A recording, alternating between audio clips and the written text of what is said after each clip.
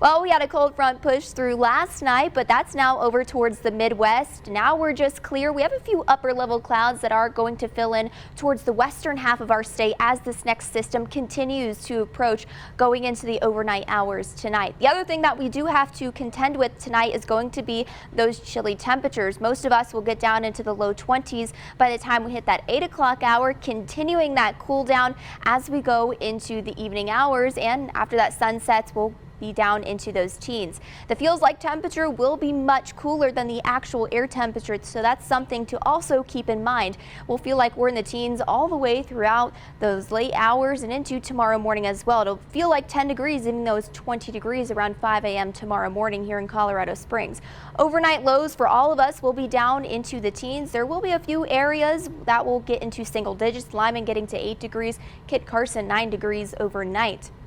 For highs tomorrow, we will get into the 30s for the majority of us, some of us not even breaking above freezing. So the air temperatures won't be the issue in terms of any snow that's going to be moving through the area. Winter weather advisories in place for all of our mountains. So closer to Telluride, those winter weather advisories set to expire closer to noon on Monday, a little bit earlier for the eastern San Juans, and then for the Sangres, those are going to expire 5 a.m. on Monday. No advisories as of right now for I-25. So looking ahead to Futurecast and what you can expect.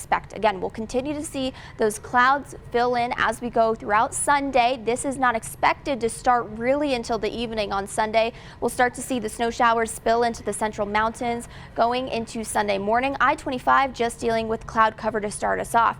Then once we hit the evening hours, we'll start to see snow spill onto the I-25 corridor, and then closer to Teller County, we'll start to see that as well.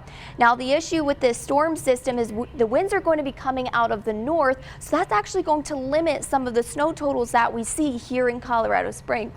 So as this system continues to push through, we'll get a little bit more moisture towards the southern I-25 corridor, bigger impacts down that way, and I wouldn't be surprised if Pueblo actually sees more snow than Colorado Springs. So let's take a look at those snow totals and what we can expect going into Monday morning. So again, with these downsloping winds off the Palmer Divide, that's going to limit snow totals here in Colorado Springs. Very sharp cutoff for Pueblo. So we could see nothing here in Pueblo, or we could see up to 2 inches closer to Pueblo. Again, biggest impacts will be the southern I-25 corridor and then out towards the mountains. A couple inches possible closer towards Woodland Park. Zoomed in view of the Pikes Peak region here, I have a feeling that towards the northern portion of Colorado Springs, we could maybe pick up an inch.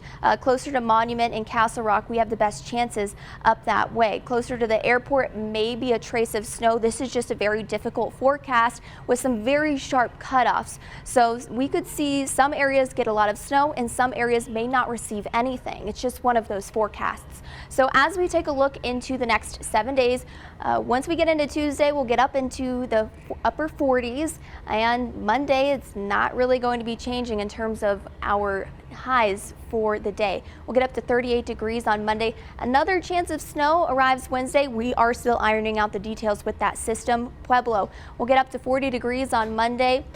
Snow showers will be ending early on in the morning, 30s by the time we get into Wednesday. Canyon City will have 30s all the way through Monday, 50s by the time we get into Tuesday. Wednesday, another shot at snow. Woodland Park will have the best chances of snow on Sunday, but another chance arrives on Wednesday.